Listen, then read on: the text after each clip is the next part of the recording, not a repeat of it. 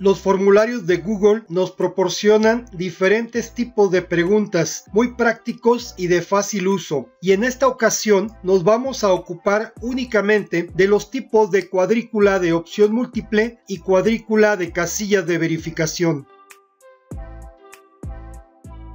El tipo de pregunta de cuadrícula de opción múltiple es muy útil cuando se quiere que los alumnos, de acuerdo a la pregunta, relacionen un concepto o descripción en una fila con su respectiva definición correcta en una columna, acomodando los datos en una cuadrícula donde se debe de hacer coincidir la respuesta correcta con su fila y columna correspondiente, con la particularidad que solo se puede seleccionar una opción por fila. La forma en que se estructura una pregunta de este tipo es muy sencilla. Primero se define la pregunta y enseguida, preferentemente, se definen primero las descripciones o conceptos en las filas y enseguida las columnas que se van a relacionar con el concepto o descripción correspondiente en la fila. Aquí se sugiere colocar las respuestas correctas en un orden aleatorio con el fin específico de no crear un patrón de respuestas que se identifique fácilmente. Y en este caso se debe de tener en cuenta que se debe de colocar para cada fila una columna correspondiente, ya que observen que si colocamos una fila sin su correspondiente columna, se va a generar una disparidad en la cuadrícula donde un concepto o descripción no va a tener una columna correspondiente de respuesta, y eso puede causar confusión en el alumno al resolver el cuestionario. Al igual que otro tipo de preguntas, se puede insertar una imagen que sea representativa de la pregunta. Se puede hacer que la pregunta sea obligatoria y se puede, a través del indicador de configuración de los 3 puntos, colocar una descripción adicional a la pregunta. Ahora, ¿qué otras opciones de configuración tiene este tipo de pregunta? Se puede definir que cada vez que se active el cuestionario, el orden de las filas sea aleatoria. Eso quiere decir que el orden de las filas nunca va a ser el mismo. Veamos el ejemplo. Observen que cuando se activa el cuestionario, el orden de las filas es 1 y cuando se activa nuevamente el orden es otro. Pero específicamente solamente las filas, las columnas quedan en el mismo orden siempre. La configuración de solo se permite una respuesta por columna se refiere a lo siguiente: cuando se ejecuta el cuestionario, tenemos la posibilidad de colocar nuestras respuestas una columna por cada fila. Sin embargo, se puede dar el caso en el que, de acuerdo al tipo de pregunta, el alumno se confunda y coloca 2 respuestas en la misma columna. Por ejemplo, en esta pregunta, donde se está solicitando la capital del estado, no es posible que exista una misma respuesta para 2 estados en la misma columna. En este tipo de casos muy específico, es muy importante entonces activar esa configuración. Esto es, solo se permite una respuesta por columna. Vamos a activarla y vamos a verificar. Si deseamos colocar 2 respuestas en la misma columna, automáticamente nos coloca el aviso de configuración: no selecciones más de una respuesta por columna, lo cual obliga al alumno a que seleccione únicamente una respuesta por cada columna. Finalmente, al dar clic en clave de respuesta, estamos listos para colocar la respuesta correcta en la columna que corresponde para cada fila, y de esta manera colocamos las respuestas correctas. Debemos observar también que la asignación de puntuación va a depender de cuántas filas están utilizadas y la ponderación para cada una de las respuestas. El profesor es el que las considera y no necesariamente debe ser la misma puntuación para todos. Así que una vez que ya está asignada la puntuación y las respuestas correctas, damos clic en listo. También es importante mencionar que si se configura que la respuesta sea obligatoria, esto implica que al momento de ejecutar el cuestionario y responder, no se puede dejar una fila de la cuadrícula sin responder, porque automáticamente se activa el mensaje de configuración.